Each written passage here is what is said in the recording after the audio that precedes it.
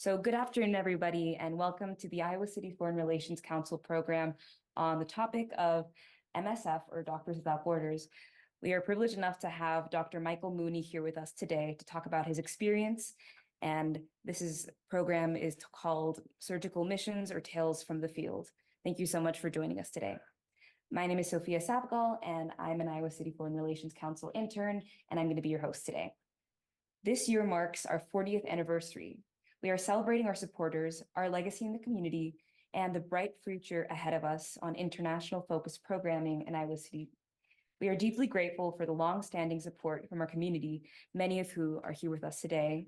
Your help has allowed us and our organization to grow for 40 years, hosting speaker programs with experts joining us in person and online from all across the world. As a small nonprofit, we exist because of the generosity of individuals like you. We also extend our heartfelt thanks to those joining us virtually. Thank you so much. Or watching the program broadcast online or on City Channel 4. You are an integral part of our broad, interconnected community. I hope all of you will consider making a financial contribution today by scanning one of your QR codes in the room or visiting our website. These free programs are only possible because of your support. And finally, thank you all so much for being sponsors and community partners for their support in this program.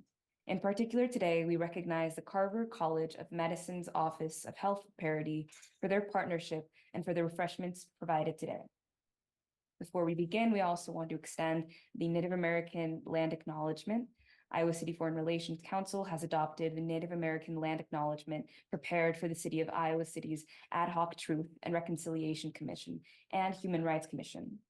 Iowa City Foreign Relations Council recognizes that our home community of Iowa City now occupies the homelands of Native American nations to whom we owe our commitment and dedication.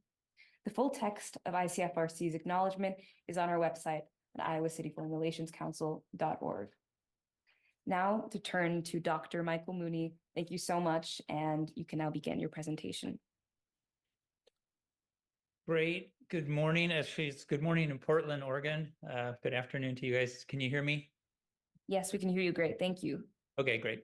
So thanks for allowing me to come. This is a subject that I'm passionate about, and I appreciate the opportunity to share it when I get the chance. So kind of our goal today was to talk about surgical missions. I'm a surgeon, have been on 6 missions with MSF over the past 16 years, and basically talking about, what that's all about.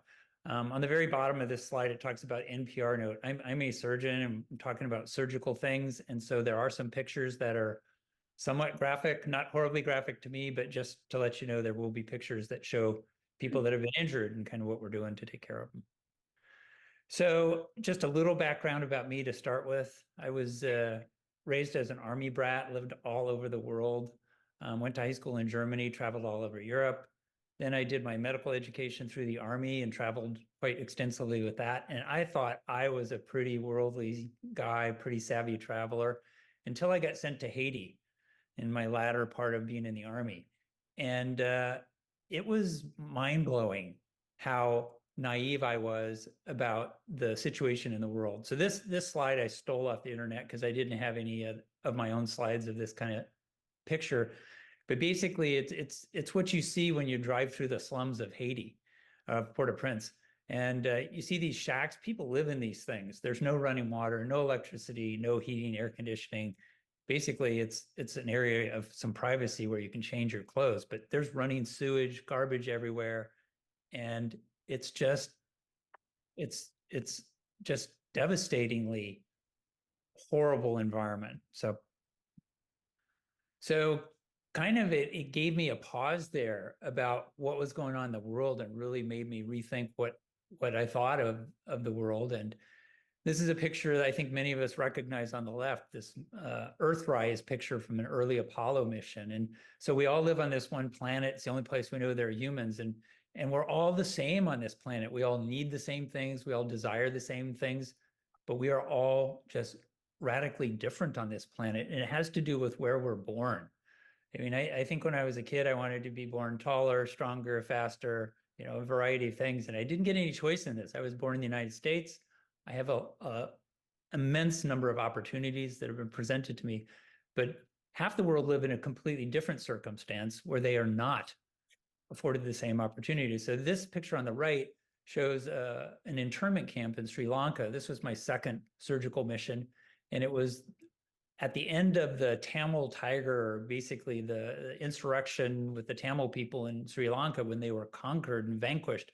They took the 300,000 remaining people that were alive after a year or so of horrible conflict and put them in this internment camp. And who was there? It wasn't the healthy young men and boys. It was older people and women. They were the people that survived this. And they put them in this camp, and they're behind barbed wire, and they did not have the choice to travel here or there. And kind of this is one of the reasons that Doctors Without Borders goes to places it goes to, is because these things exist. So when I was getting out of the Army after this experience in Haiti, I really pondered on this for quite some time about what share of the world's issues was I responsible for. And there are a lot of people that write about this, philosophers and so on and so forth. And the answer that works for me is, or one answer is, each person's responsible for their share. And this is a good and a bad thing. It doesn't tell you exactly what to do. It basically leaves it up to you, which is hard. So when I got out of the Army, the first thing I decided I wanted to do, I wanted to move me and my family to Haiti. And so this is the picture of my family at the time that I finished my military obligation. This is my wife and my 3 kids. These people are my treasures in life. And I wanted to take them and move them full-time to Haiti. And we actually, my wife and I went there and visited there for a couple of weeks, and I worked there. And it was way too dangerous at the time. And we decided not to do this. So my thing has become Doctors Without Borders. And this is a plus minus thing too. This is a statement from my wife and my kids about my activities with Doctors Without Borders. And they said, we can't be more proud of you, but we absolutely hate you doing this, primarily because I'm gone a lot and it's dangerous. So, but they support it.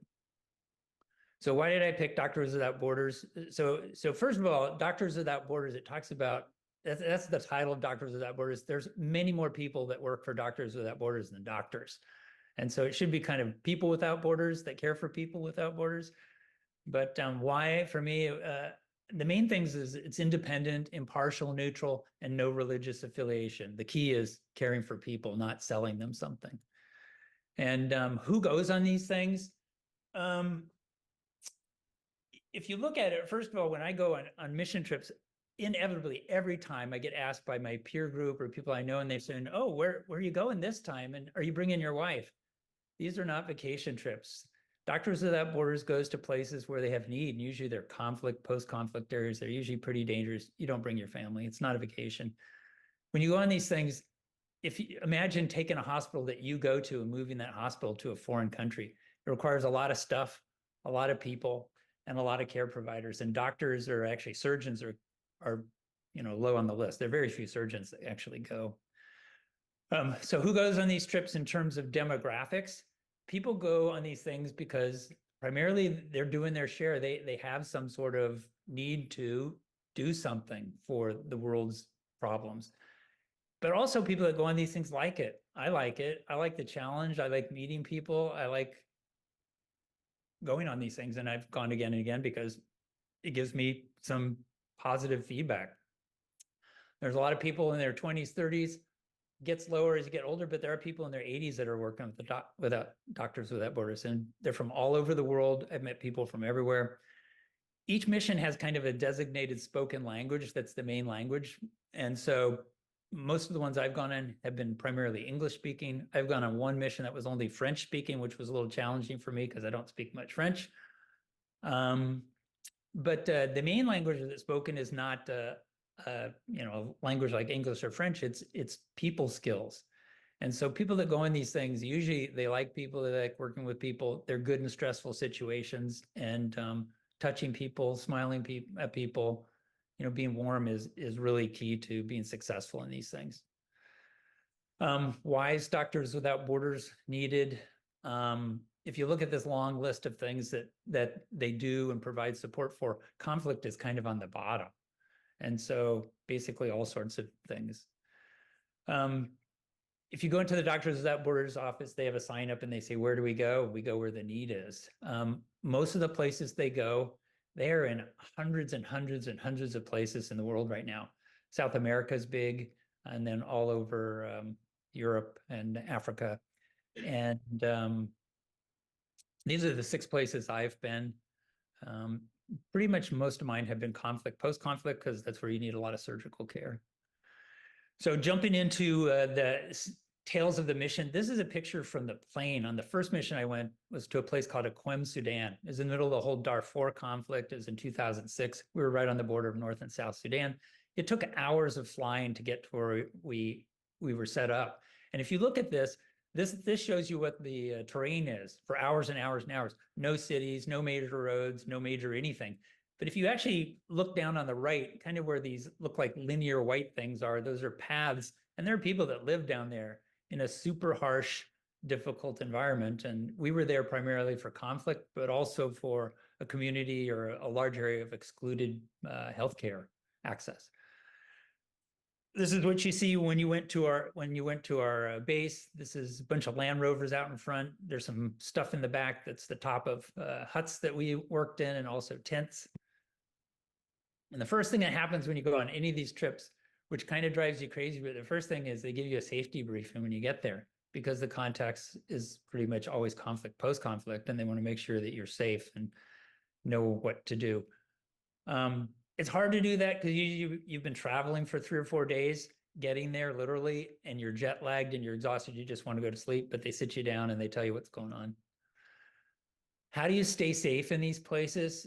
There's no arms, there's no armed guards. Usually there's some sort of rickety fence that's around your enclosure that you're working in, primarily to keep people's livestock out of your base. The biggest thing that people talk about is you wear a bulletproof t-shirt. So people have seen people with Doctors Without Borders. The vest I'm wearing here shows the logo. And I think the branding thing is important, that all the time you want to be identifiable as with Doctors Without Borders.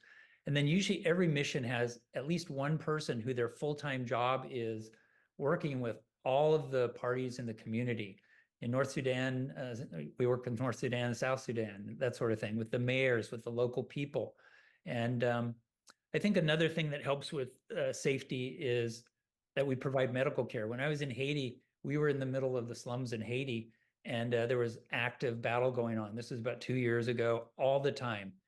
But we were allowed transit in and out of the hospital every day, primarily, I think, because we took care of all parties that were injured and they needed us. And so regardless of what you do to try and mitigate risk, there's no zero risk scenario. They're dangerous places and people do get hurt. This is showing a picture of a mission I was on in Cameroon, where there's a civil war going on still. And the house that we stayed in was right in the middle of the action. And the picture on the left shows me sitting on the floor with 2 other people. We're sitting on the floor because we were there from the hospital eating lunch, and a battle took off around us. And it went on for an hour and a half, and we're sitting in the middle of the house, staying low behind, heavy walls to try and prevent getting injured. And so in the middle of this, I was actually talking to my wife when this started, and she said, "What's that?" And it was grenades and high-powered weapons going off for an hour and a half. And she says, "Gunfire, yeah, it is, but that's these are things that happen." So what's the job when you go on this? When I'm in Portland, I'm a general surgeon.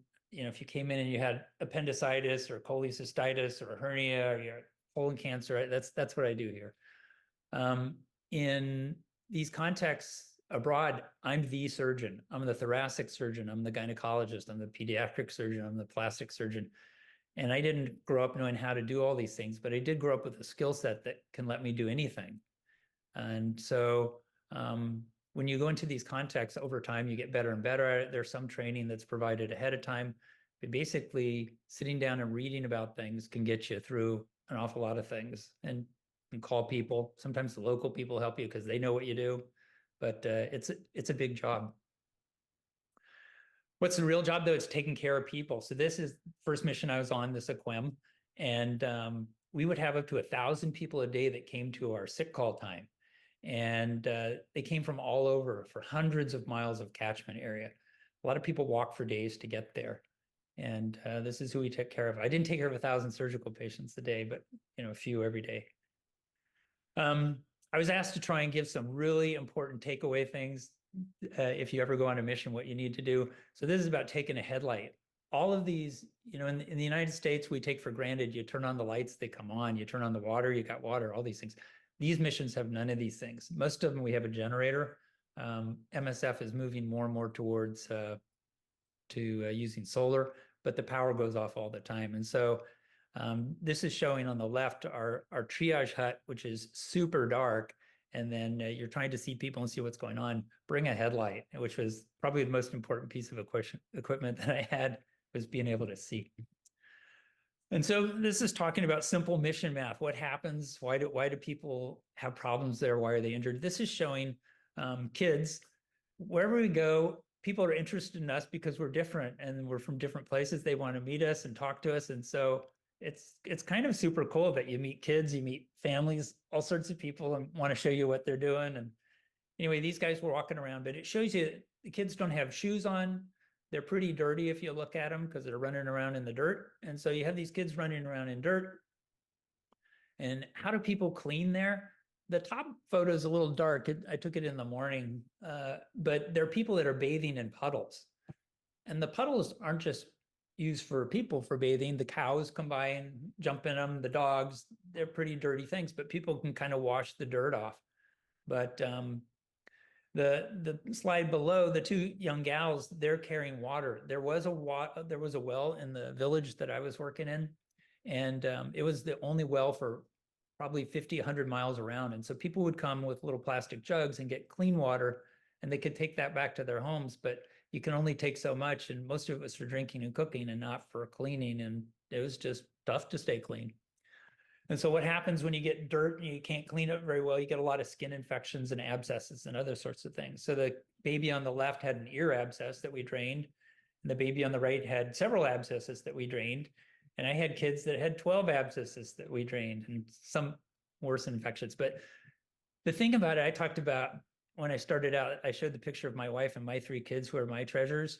One thing that we do share on this planet is everybody has the same currency of wealth. That's the top thing, and it's our people. It's our kids, our wives, our parents.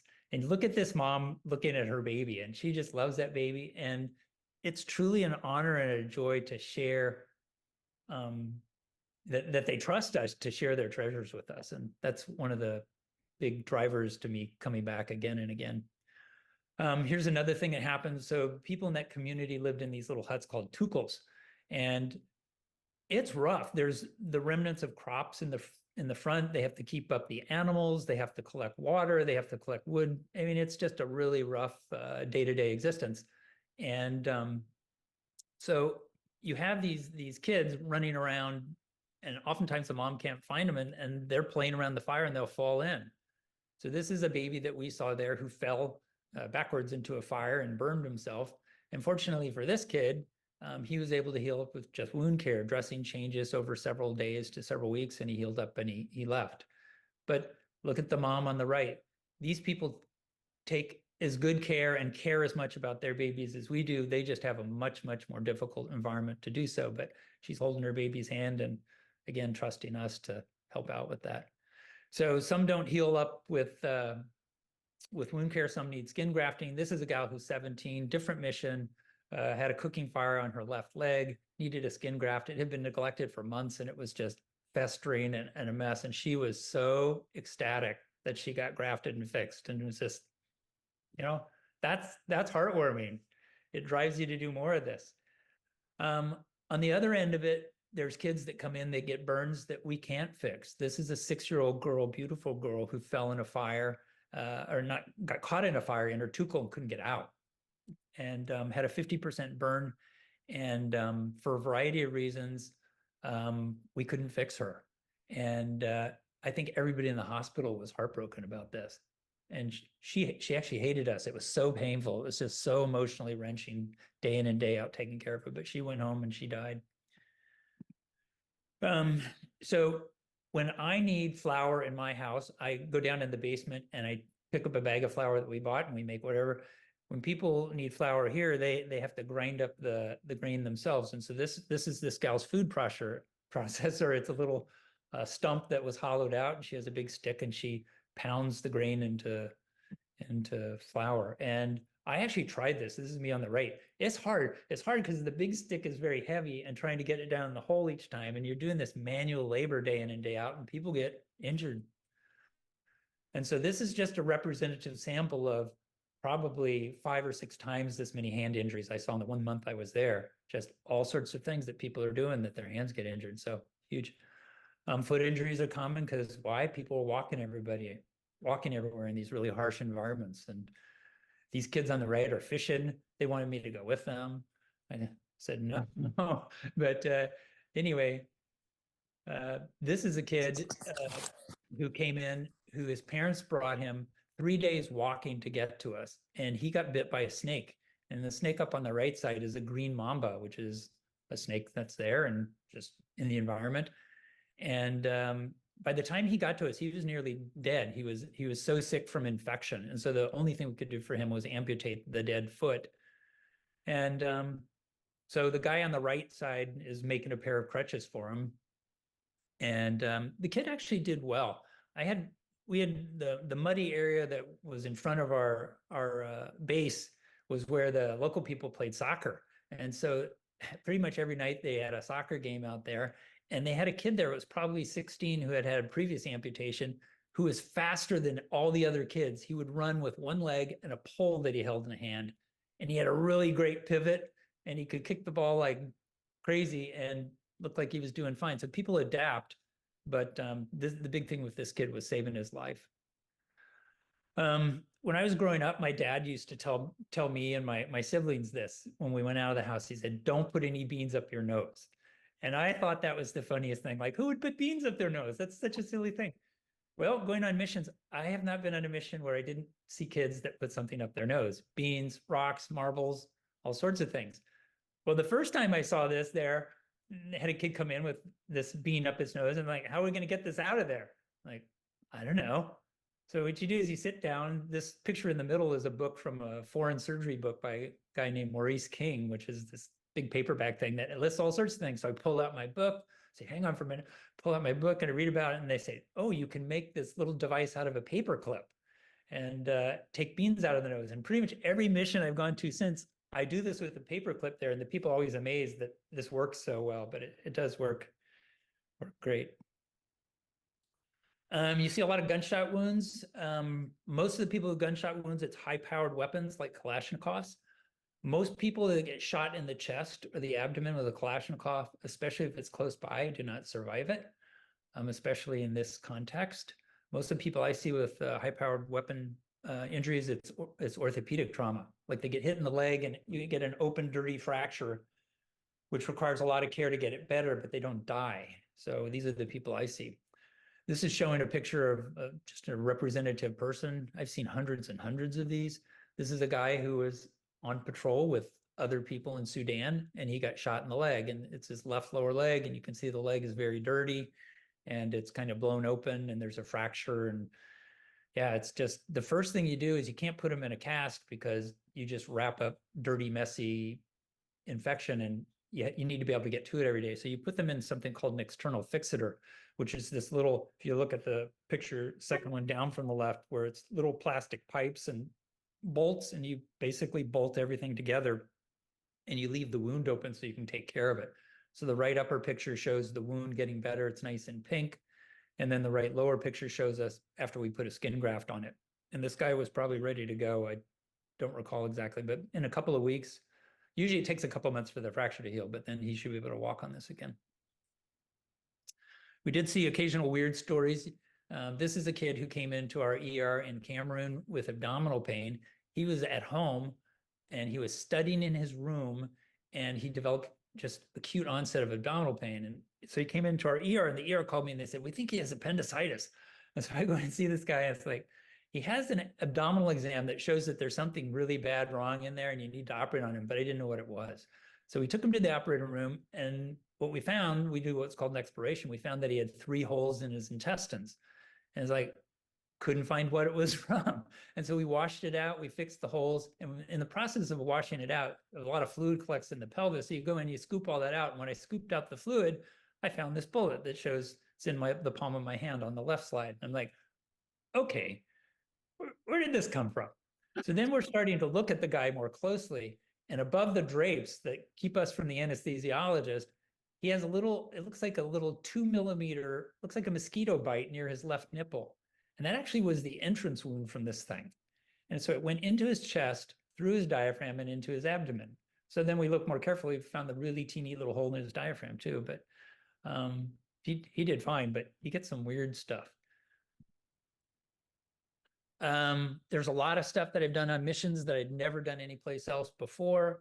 The first mission I went on, they told me I would have to probably do some C-section and some gynecologic emergencies. So I scrubbed in on a few cases with my colleagues. Then I was in Atlanta and they showed me how to do that. So the first 2 cases, a C-section I did in a tent in Quem. And so the gal on the right side is the story with women in Sudan and many of these countries is girls and women get married off very early, like 12, 13 sometimes. And then if they're having a baby, oftentimes their pelvis isn't big enough for the baby to get out. And so the issue with that is the baby can die and they can have horrible complications for the mom if you can't get the baby out soon enough. So the gal on the right, her story was she's actually only 3 feet tall and she was too small to get her baby out. And so we did a C-section on her. She did fine. And she was thrilled. And if you look at her, she's in her finery. The baby's in her finery. And every day she would show the baby off and let us hold the baby. And it was just great. Story number 1 is the opposite. And it kind of, these 2 cases give you the example of the ups and downs of doing these missions. Is the gal on the right just brought you up to the highest highs. The other gal brought everybody down to the lowest lows because she came in 3 days of walking to get to us, couldn't deliver a baby. Her baby was dead. And she was frankly devastated. And so for her to get better, it required days for her to get better. And she and this other gal were side by side. And so one was just, you know, having the post-baby euphoria, and the other was just so depressed and so down. And I mean, all of us were just sharing our misery with her. But that's why surgeons are needed in these places. So, and then there's all sorts of other weird stuff. So you could see the 1,000 people that showed up a day. A lot of times people that showed up were coming in for things that were non-emergent, which is what our surgical mission was there for. And one of the things was a lot of tooth issues. And this gal came in every day of the month I was there asking for me to take care of infected molar. And I said, no, we don't, no. And finally, the day before I left, she showed up again. I said, I'm doing it. So then I'm not a dentist. I'm sitting down reading about the particular tooth and how do you do it and how do you not injure the nerves and that sort of thing. And we took it out and she was thrilled. But my one dental case that I've done. What do you do on these missions other than surgery stuff? You're in a remote, hard place with a bunch of other people from other places. They kind of become your family. You become their family. And I've gotten sick on missions, and these are the people that take care of me. And really, you get pretty tightly wound with each other. So the top one is a yoga mission. The bottom left is we set up a disc golf course. The guy next to me ran a pizza joint before he came to Doctors Without Borders, and he had no medical experience, but he came as the logistics guy. And his name was Kyle, and he was brilliant. He could do anything, and he was so good with people. The top right is me and another Anita, who's from India, who was the surgeon before me on my second trip to Sudan. And we're doing a one-day handoff where I met her patients and then she left. But we're making a sweet treat for sticky buns for people the night I got there. And then on the bottom is just pretty much at the end of each day, everybody that's doing their job would kind of sit down and talk, and it was pretty sweet.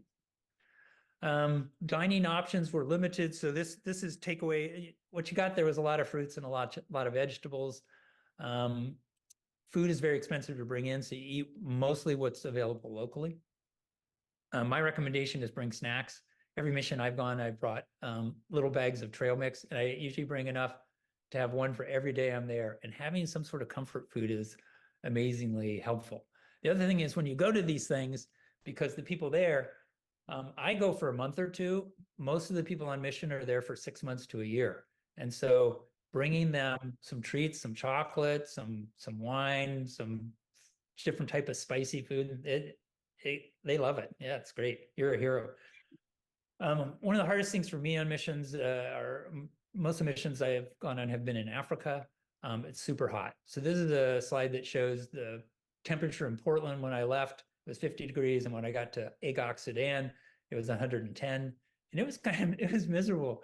The top left slide is the hut I lived in. They had power to it, so I had a fan. But otherwise, you just slept in the heat. And usually it was in the 117 range during the daytime, and it would get down to around 105, 110 at night. And it was just kind of miserable. So the picture in the middle is me nestling a Coke bottle that I put water in the morning and put it in the freezer, and it froze during the daytime. And then I would huddle with it at night and stick one under one armpit, one under another, and just. And so I'm also, I'm bowing to the fan god there too. I'm just, you get pretty sweaty, and so the fan would just cool you off, but you had to stay next to it. These are the facilities. So there's an open air sink. On the right upper side is a shower that had just cold water that we pumped, and you could take a shower with. Shortly after the kid that had the mamba snake bite showed up, a couple days later, a green mamba slithered through this when one of our nurses was in there, and it freaked all of us out. Like, none of us ever took safe showering for granted again. You go in and close scrutiny to all the parts of it where you got wet. The bottom part is where you went to the bathroom, little squatty potties. These missions are kind of fish bowls. You have really restricted freedom of motion, and just not much to do there. And so you want to go and try and figure out things that you can do that can keep your sanity. I'm a avid runner, a little addicted to it, and so that's kind of what I do. One of the problems with going running in these places is there have been 2 or 3 places I've been unable to leave the compound because it's too dangerous. But this one, the first mission I went on, I could run 2 miles up the road to our other satellite clinic and back. And I would get up before the sun was rising in the morning, because running in 117 degrees in the daytime sucks. And the problem was these roaming bands of dogs. And so you get rabies, we all get rabies shots before we go, immunizations. And but the dogs would come after you anyway. They didn't know that. And so dogs understand universal dog language. If you take a stick with you and you kind of shake it at them, most dogs will leave you alone. This girl on the bottom, she got attacked by the dogs just right outside our gates, and they ripped her arm open. We had to sew that up. So they did not spare anybody. This is just showing you what a true nut I am. This is a picture of me doing a marathon in my hotel room in Addis on the way to Cameroon. This was during COVID, and I was stuck there for 3 days. I could not leave my hotel room. So this is truly me, a little nutty. So basically, I think all trips are different. They're different places, different countries, different people you're working with. But all trips are really the same for me in terms that they're exhilarating and they're exhausting. They're moving and they're heartbreaking. They're all intimate. All these people around here are hugging me. They're hugging me because they like me. I'm hugging them back because I like them. They're just, if you got the thing where you like people, they want to have a relationship with you. And the fact that people share their treasures with you is just so heartwarming and keeps me going back. I think this is the thing I kind of touched on with the little picture of the Earth to start with, is that we're all on the same planet, and we are all alike in many respects, and that we all share the same dreams and aspirations for our treasures. And so kind of leaving you with that thought that all people are the same, but our situations can be world apart. And I think many conflicts don't reach the front page of the paper. And there's this stuff going on all over the world. And, if you have an opportunity either to go on a mission, if that, is your thing, or support the mission of Doctors Without Borders, that would be great. But I appreciate the opportunity to talk, and am open for questions.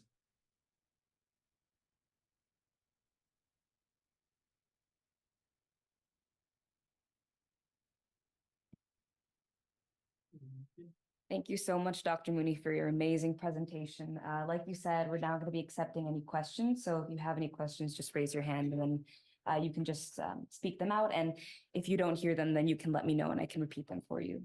Okay. Dr. Mooney, discussing Haiti. I went to high school and was a friend of Jim Kim. Is there any legacy of can you hear me? Yeah, so I'm trying to see if I can turn my volume up a little bit.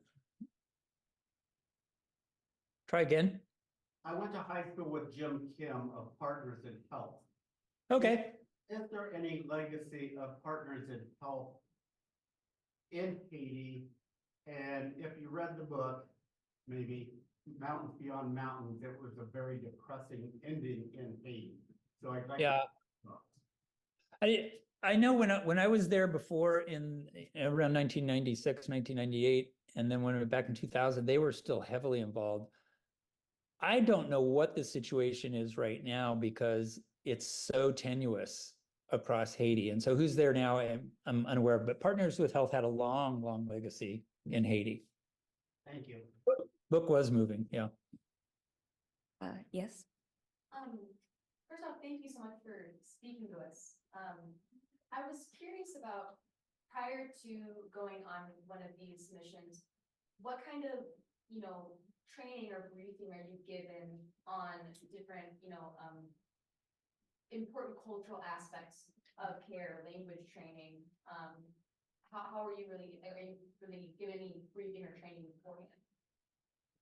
beforehand? So I don't go away to a class someplace. Usually I'm working and up until the day I leave, but there's quite a bit of printed information that's put out before you come. It gives you, the entire kind of context of what, again, for me, it's mostly conflict. So what led to the conflict and what's going on with that.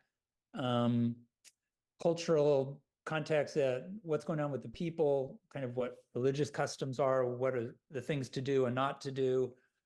When you get to the mission, you actually sit down as part of the safety briefing and are given reams more of information. And I think most people that go to places will also sit down to do things on their own. But there's quite a bit of communication about what's going on, socially, financially, contextually, geographically.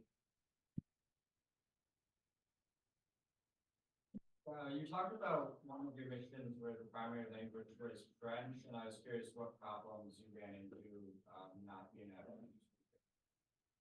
Yeah, so one of the truly embarrassing things about being an American is, not all Americans, but this American, is that, so I went to high school in Germany and was there for 3 years and was fairly, I would say, moderately fluent in German by the time I left. So I have a second language.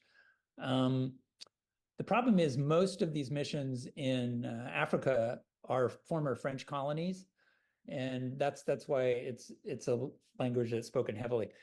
One of the deals when you go on these international missions is, especially with MSF, which originally started in France, most of the French people that are on these missions speak a second language, either German or English. And so there are a lot of ways around it. I think when I was in Haiti, there were multiple people that spoke multiple languages that could help me out.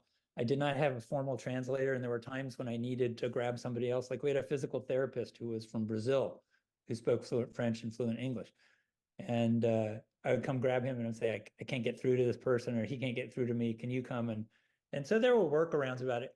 The funny thing about it is when I got sent to Haiti, it was during a burn emergency. They had a gas tanker that blew up and exploded and killed a lot of people, and then huge number of burn patients.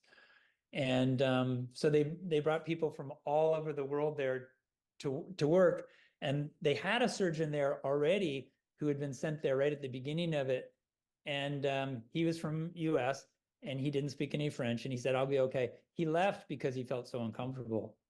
For me, it's like I thought it was kind of hilarious, and you just had to be creative to go around it, and it worked out fine for me, but it varies from person to person. Also, now on your phone, you can translate things.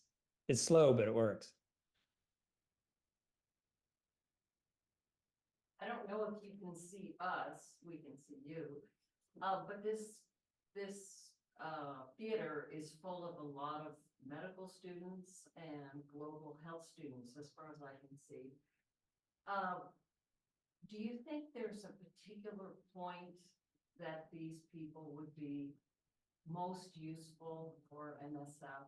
I mean, how much training, how much experience, how much maturity do you need to A, survive it, and B, thrive?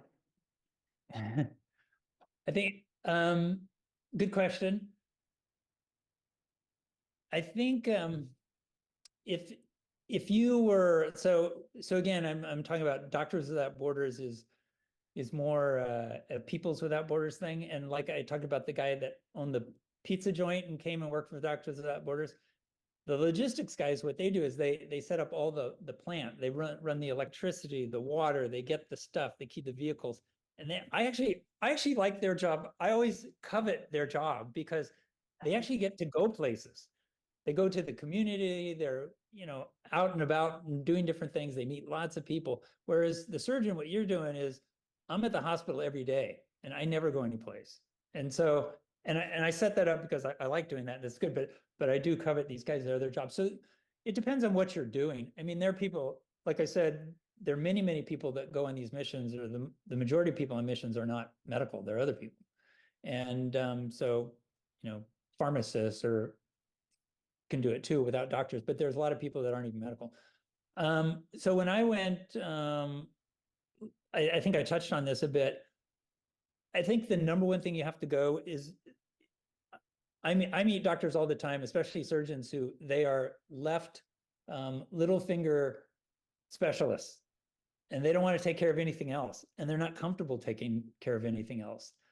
And then there are other people that can do anything. I think if you have an open mindset and you have that kind of mindset that says, I have this skill set and I'm willing to learn how to do things and be a little out of my comfort zone, you can do anything you want. If you decide you want to sign up for Doctors Without Borders the day you get out of your residency, it can happen. And they do have training, like they have some in Johannesburg, South Africa at a trauma hospital. They'll send you there for 3 months. And basically you're taking care of this stuff all the time and you get pretty good at it. And so there's other situations too. So I think the primary thing that would make you thrive in this situation is the ability to, one, speak that international language that isn't a language, where you work well with people because they can be pretty stressful environments. And then two is that you're just willing to think outside the box. You're a avid learner, and you like the challenge of, I mean, I've done this again and again on a mission, that I'm in a situation that's a surgical situation. You have very limited experience or supplies. Your assistants don't really know what they're doing. You have bad light. And I just kind of laugh because I'm like, who put you here? Who signed up for this? Is you. So it's your fault. But if you're able to do that, that's the key.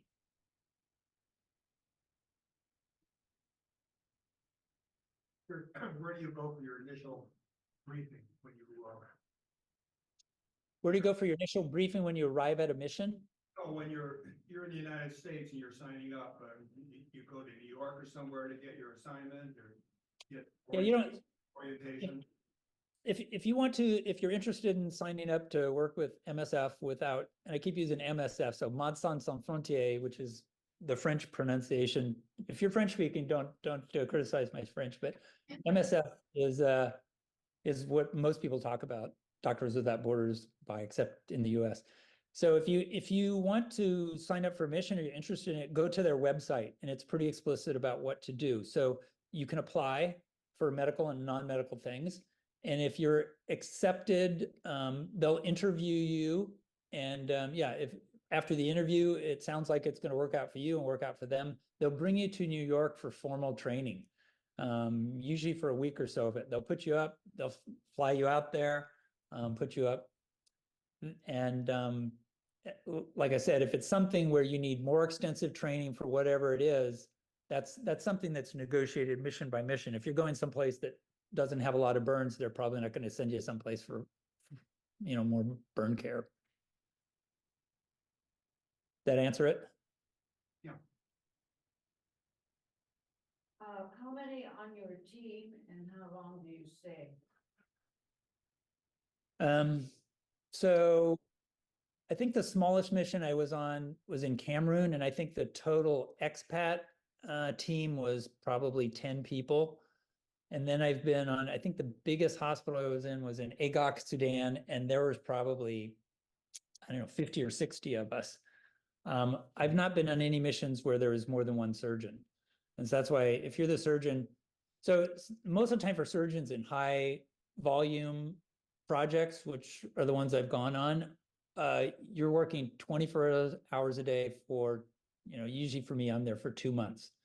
And it can be literally like just crazy all night long. A lot of mass casualty events, like a bus rolls over or a shooting episode where 30 people get shot. And it's just, usually by the time I come home, you can ask my wife, I'm not a big guy to start with, but I can lose 15 or 20 pounds on a mission. I don't eat much. It's hot. I'm working all the time. It's exhausting. So surgeons and anesthesiologists, there are certain other people can go on shorter missions like what I've done. If you're like a pharmacist or you're a nurse or different, like a primary care doctor, most of those people are going on missions for 6 months to a year. If you're going on a mission 6 months to a year, usually the way their schedule works is they work Monday through Friday. They have the weekends off. They have very regular hours during the daytime. They also get sabbaticals. When I was in Sri Lanka, the people going on their sabbaticals went to Maldives, which was the closest place. And they're sending us text message pictures of Maldives, drinking a, whatever, drink by the pool. But it was close and cheap to go from there. But that's kind of the deal. So it just depends on what you're doing. Michael, thank you so much. It's just such an excellent talk today. You covered so much the importance of MSF, of why you do the work that you do. You've shown us very practically what you do on the ground. And part of what you shared, the specific areas that you went to and some of the environmental concerns, let's call it. I'm wondering if you know more about the range of countries that MSF sends its folks. Are there countries where perhaps there are some folks, young people particularly, who are very interested in MSF, but the idea of going to a conflict zone might be kind of scary? Are these the only types of countries that MSF sends folks to, or are there others? No, so I could go back to the previous list, but I think so there's several things. Like in a conflict zone, there are many conflict zones that they won't send Americans because we are persona non grata in many countries, and if you have an American there, it makes it more dangerous for everybody in the mission. So there are places that I've not been sent for those reasons.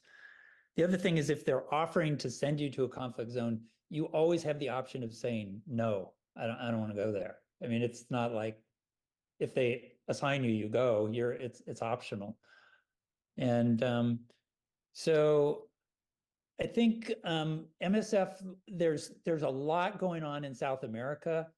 Primarily, I'm not a Spanish speaker, and it's not so much conflict there. It's more endemic disease or TB or HIV or malaria or these sorts of projects.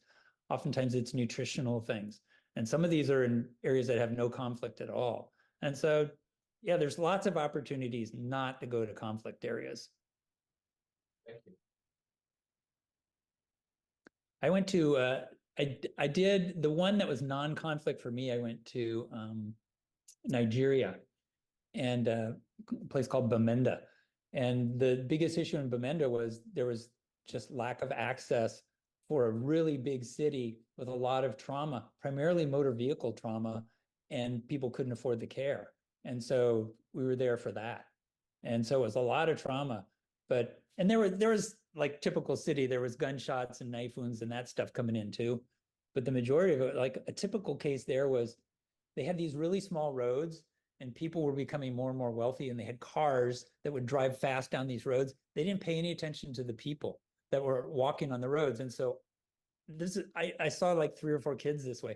the kids would try and press against the buildings out of the way of the cars. And the only thing that was sticking out was their feet, and the cars would run over their feet, and they had no shoes, and it would completely rip all the skin off the top of their feet, which is nasty one, but it's that sort of stuff, not conflict. What about situation of a retired physician, maybe a couple of years out, no longer has active licensure with federal or state level? Would that be a barrier to serving in your organization out of country? Most of the countries that we go to want evidence of active licensure. Yeah, for you to get approval to go there. Now, if you want to go on a mission and you don't necessarily, like if I was a surgeon and I didn't have any of my stuff up to date anymore, none of that, and I wanted to go and work whatever, I wanted to be the logistics guy. In fact, one of the people doing the logistics thing that's doing it right now is in her 80s. And there's all sorts of things to do other than provide direct medical care. So it's worth at least contacting them and tell them what your skill set is. There may be roles for people that are not licensed to help in some way, but they do want physicians to be licensed.